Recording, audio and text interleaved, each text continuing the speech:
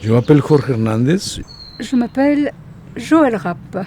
Nous sommes un couple d'artistes donc, qui vivons dans le massif des Trois Pignons, au milieu forestier complètement. Et donc on s'est connus au Mexique il y a déjà 43 ans. Joël française, moi mexicain. Et mon premier métier c'était d'essayer d'écrire de la poésie. Et depuis on s'est mis ensemble à faire de la sculpture. Et comme on habite ici vraiment entouré des végétations et des arbres, on a décidé que notre matière première pour travailler, pour notre expression artistique, serait le bois. Et donc, chaque fois qu'on fait une coupe, on préserve, on garde toujours quelques troncs pour le transformer en sculpture. Je vais faire une première coupe ici, dans ce sens-là. On reprend. Et je te laisse faire l'autre. Celle-ci, ouais. toujours dans le même sens. D'accord, dans le même sens. Et après, on va couper ici en angle. En angle. D'accord. En angle, oui. Bon, on peut laisser tout ça ici parce que c'est pas... Ouais. Oui, parce qu'on va amplifier en fait le fait que les fibres ne sont pas droites. Donc on va faire comme ça, donner un peu ce rythme.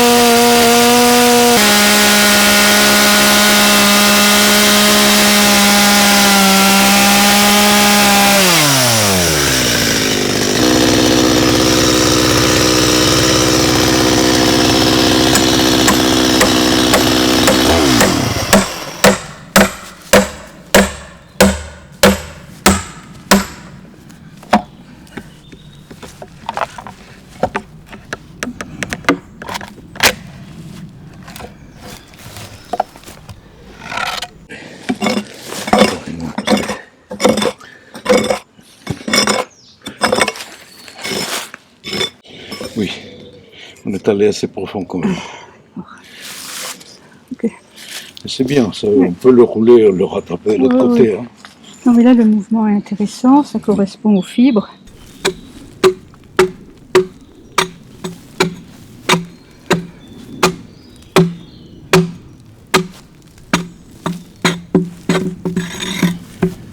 Regarde bien, là, où est-ce qu'on va aller travailler. Hein? Oui. Et là, je dirais plutôt d'enlever de ce côté-là. Bon, mais mais ça doit se répondre. Voilà, tu vois, ici il y a une grosse fissure, donc si on doit faire enlever un triangle, on le fait suivant la fissure. La fissure aussi, ouais.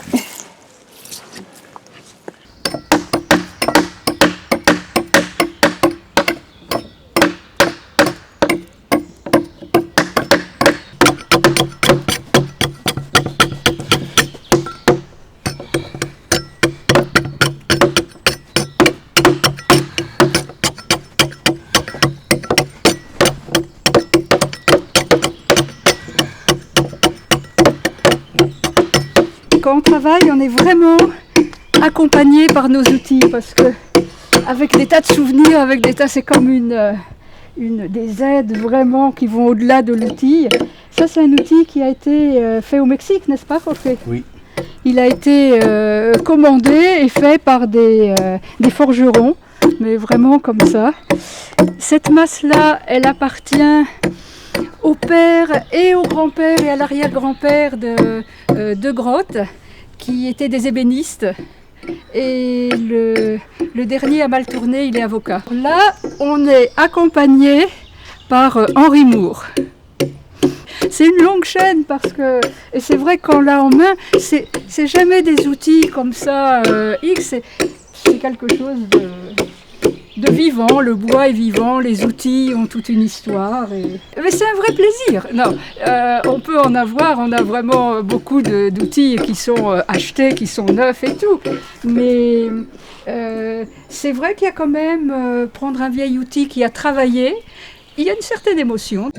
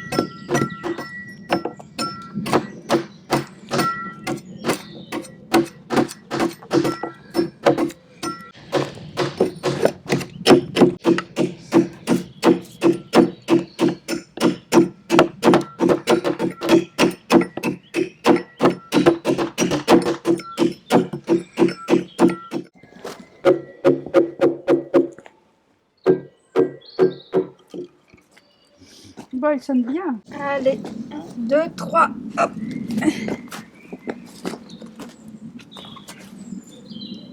Ouais, ça va. Oh, ça va. Alors, c'est une pièce qu'on a fait vraiment, qui est faite à deux.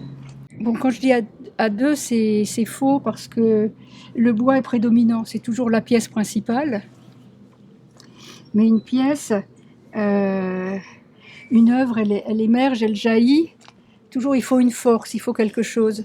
Et donc, je dis que c'est toujours un accident heureux. Et pour qu'il y ait accident, il faut qu'il y ait choc, il faut qu'il y ait vraiment énergie, choc, rencontre de trajectoire. Alors, il y a toujours l'histoire du bois, la nature du bois. Des fois, c'est toujours sur la lignée de certains travaux, alors que pourtant, on a vraiment une production qui est buissonnante, on ne suit pas une seule trajectoire.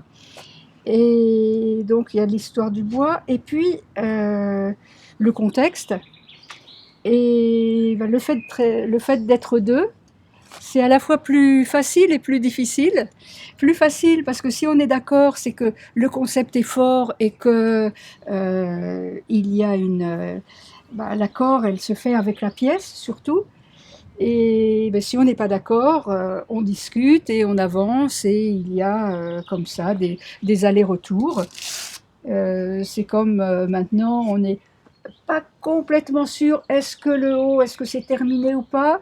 Alors on laisse reposer. On va pas travailler jusqu'au moment où elle fonctionne, mais il y a peut-être un dialogue qui peut être fait un peu différemment. Et donc, on travaille ensemble avec Jorge. On s'est rencontrés il y a 43 ans, ou plus déjà, au Mexique.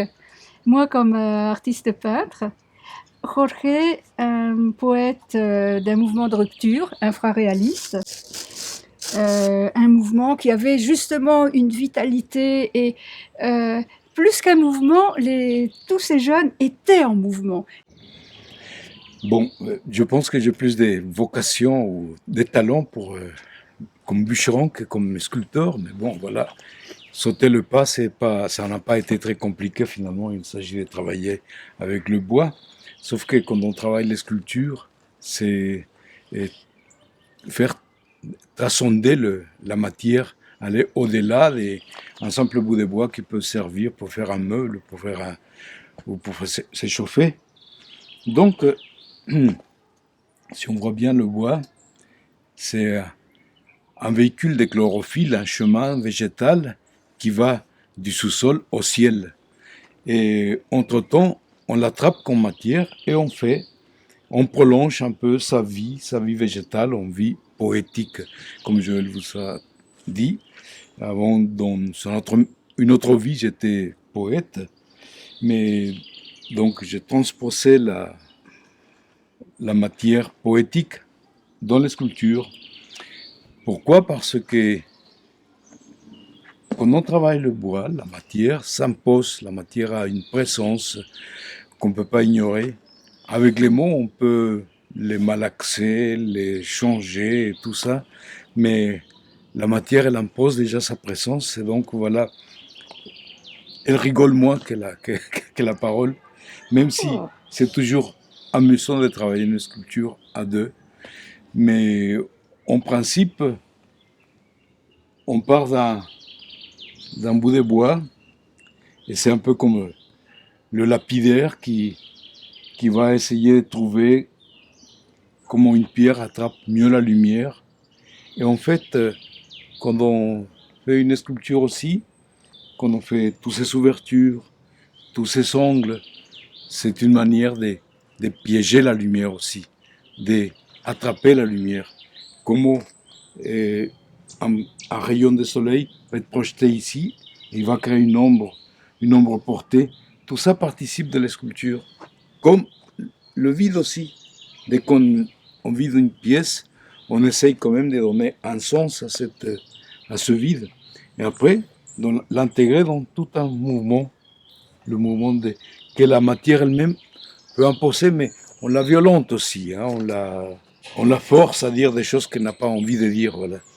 À la place d'utiliser uniquement que le bois comme une matière de base, on prolonge sa vie, on donne une ouverture différente. On peut faire des fenêtres, on peut faire des tables et tout ça, mais ça c'est comme une espèce de fenêtre qui fait rêver, une ouverture pour que les gens puissent rêver.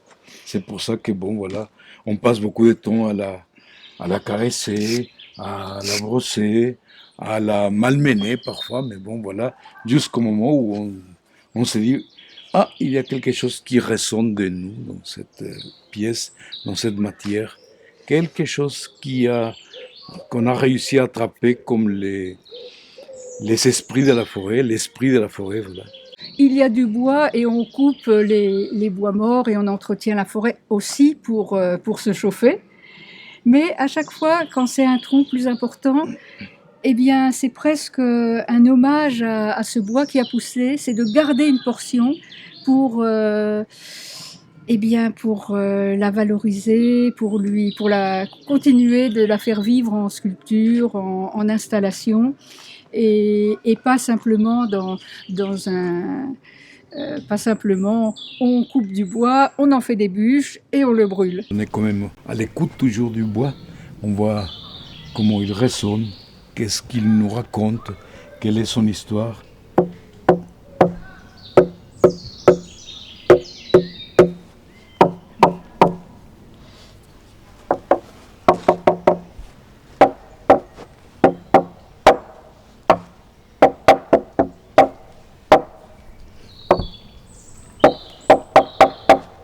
Avant, on ne faisait pas résonner les bois, mais une amie percussionniste est venue, a demandé à Rocher de lui créer un instrument pour un concours. Et depuis, c'est vrai qu'on on écoute le bois aussi. C'est vraiment l'écouter. C'est comme, c'est pas un instrument de musique, on ne l'accorde pas, mais on essaye de retrouver sa vie, son son.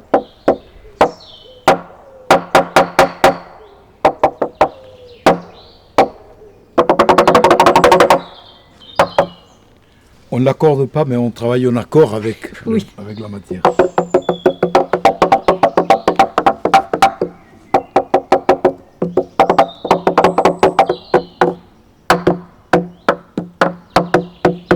Ça demande beaucoup de tolérance pour accorder nos violons.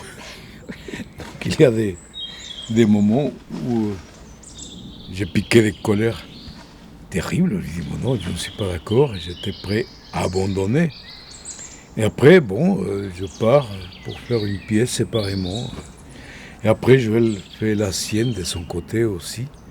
Et après, on se retrouve sur un bout de bois ensemble.